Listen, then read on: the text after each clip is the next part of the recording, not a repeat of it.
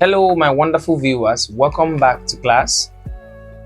Today we are going to consider finding square roots without calculator. So why are we talking about this? Because we really want to um, talk about something unsolved in our next class. So without the knowledge of this, we might not be able to solve those such problems without using the calculator.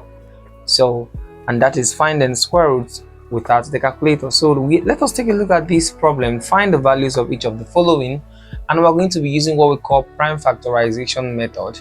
So what do I mean by prime factorizing? It simply means I'm going to keep dividing this square number by their prime factors. Yes, by their prime factors. So let's start with number one and solve.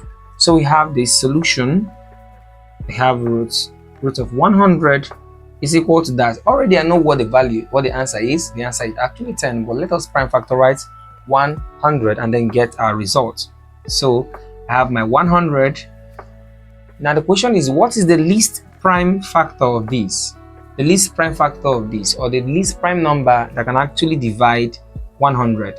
So before we go into that, what are prime numbers or prime numbers? Prime numbers are actually those numbers that have only two factors, that is 1 and itself.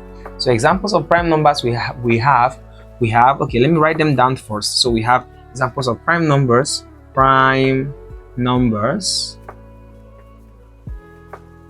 Their examples are as follows. We have, the list of them is 2, followed by 3, followed by 5, followed by 7, followed by 11, followed by 13, followed by, I think that's 17, followed by 19, followed by 23, followed by what again? That's 20, 29, right?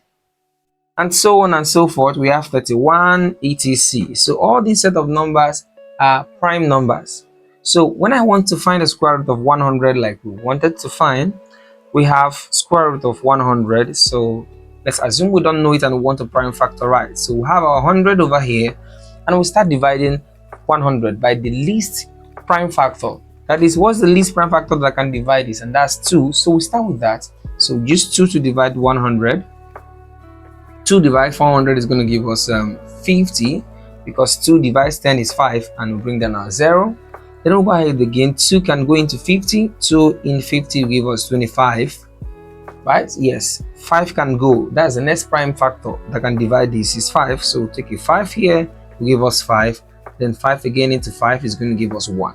So at this point, when we are done prime factorizing, we go ahead and pair these prime factors. We'll pair them. So 2 to 2 will give us 1 pair, and that's 2. Then 5 here, pair them, that's another pair, that's 5. Then the square of 100 will now become equal to what these pairs that we have. The pair we have here, 2 and 5, which is going to be 2 times 5. The product of those pairs is going to give us 10, and that's the square root of 100.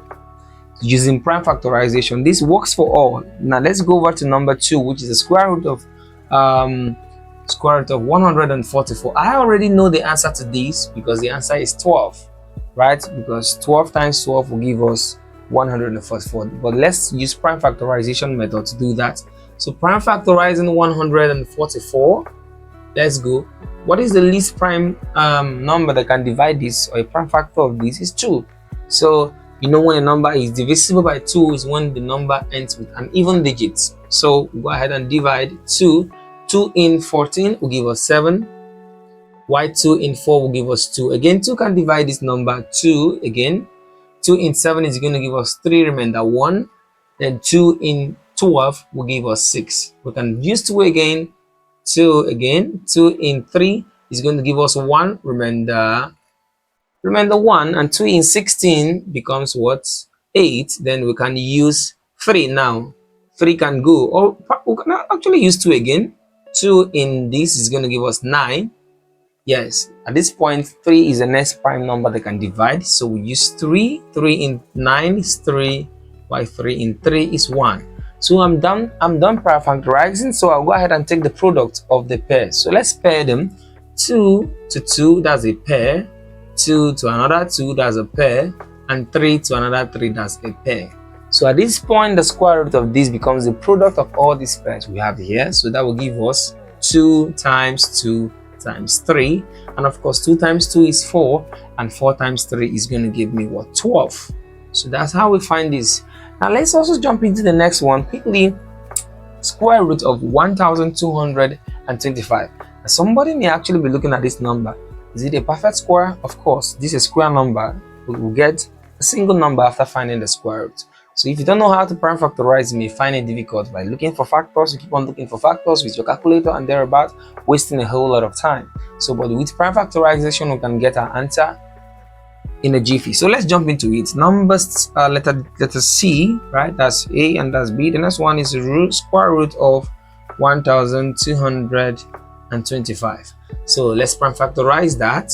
So I have 1225.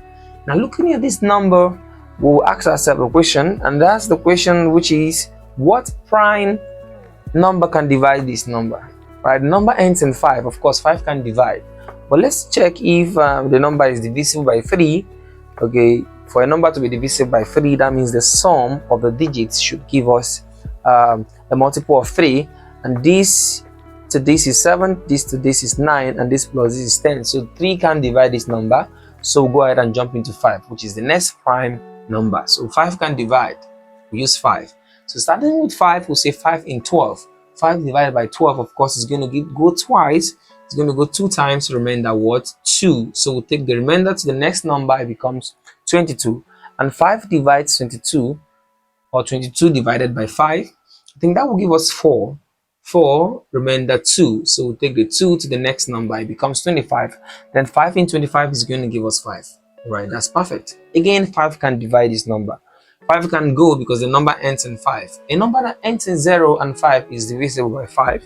So this 5 in 24 will still give us 4. Yeah, 5 in 24 will give us 4, remainder 4. So take the 4 to the next number, it becomes 45. And of course, 5 divides 45 is going to give us 9. So at this point, the only number that can divide 49 is 7. That's the next prime number after 5. Yes, because 7 times 7 is 49. So 7 into here will give us 7, and 7 here will give us 1. We are done. We'll take our pair. This will give us 5, and this will give us what? 7. So at this point, we'll take our product. So square root of this number is going to give us 5 times 7. And of course, 5 times 7 is equal to 35. Now you can check your result if it's actually true. Multiply 35 by itself, of course, is going to give us this number. Yes, it's going to give us this number. So that's our answer for this. And the last one, please, if you've not subscribed to the channel, please do well to subscribe and turn on the notification bell as well, so that whenever we drop a content like this, you will catch it up immediately. All right, look at this one. That's looking as if it's a big number. There's no way I could actually figure out two numbers that can multiply themselves to give us this, if not prime factorizing. Yes, so let us solve the last one. Okay, yes, I think I can actually manage this space to solve. So we have the next one, which is square root. Okay, let me write it here. Square root of 3,969. Looking very large, but very easy. So let's prime factorize that. So let's prime factorize. I have my 3,969. Now the question is, what is the least prime number that can divide this, or the prime factor of this? The least prime factor of this, 2 cannot divide because the number doesn't end with an even digit. So let's check 3. Of course, this is divisible by 3, divisible by 3, divisible by 3, divisible by 3. So when I sum all of this together, it will give me a multiple of 3. So 3 can divide. So we'll go ahead and use 3. Start with 3. 3 into 3 is going to give us 1. 9 divides by 3 is going to give us 3. 3 into this is going to give us 2. And 3 here will give us 3. Now let's check if 3 can divide this number. Sum everything. This plus this is 4, plus this will give us 6, and plus this is going to give us 9. So 9 is a multiple of 3, so 3 can divide it. So we use 3 again. 3 divides 13, of course. 3 into 13 is going to give us 4, remainder 1. Yes, 4 remainder 1. 3 in 12 is going to give us 4, and then 3 in 3 is going to give us 1. And the question I should ask myself is this: what number can divide this? Can 3 divide? The question is, let's check. This plus this is 8 and this plus this is 9. So 3 can divide this number. So without thinking much, I'll just use 3 again. Now let me divide. 3 in 4 will give me 1, remainder 1. Then 3 in 14, of course, is going to give me 4, remainder 2. And 3 in 21 is going to give me 7, because 7 times 3 is 21. Then let me check again if this number is divisible by 3. This plus this is going to give me 5, and 5 plus this is going to give me 12. So 12 is a multiple of 3. 3 can divide again. So I will use 3. 3 in 14, of course, is going to give me 4, remainder 2. And of course, 3 in 27 will give me 9. Yeah, 9 times 3 is 27. So here I will give me 9. Of course, we have gotten the number again, 49. And the only number that can divide this is 7. 7 into here is give us 7, and 7 into here is going to give us 1. Yeah, I'm done with my prime factorization. Then I'll pair. Here will give me 3. Pair this will give me 3, and pair this will give me what? 7. So at the end of the day, I will take the product of this pair. So let's take the product that will give us, the first one is 3 times 3 times 7. Yeah, so 3 times 3 is going to give us 9. Yes, 3 times 3 is 9. And 9 times 7 is going to give us what? So when we multiply 9 by 7, what are we going to have? I think that should give us 63. Yes, 63. So that means 63 times 63 should give me this figure over here. Yeah, so that's the best way of solving this problem. So let me give you what you're going to try. So tell me what this square root is at the comment section. Tell me what will be the value of this square root of, let's say, 1764. Try prime factorizing, and square root of this is looking large but very simple, 7744. Yes, when you get your answer, drop it at the comment section. Now in our next class, we are going to talk about some expressions in solve, that expressing solves in their simplest form, and solving some little problems involving solve. Right? Thanks for watching. Bye for now. See you in our next class.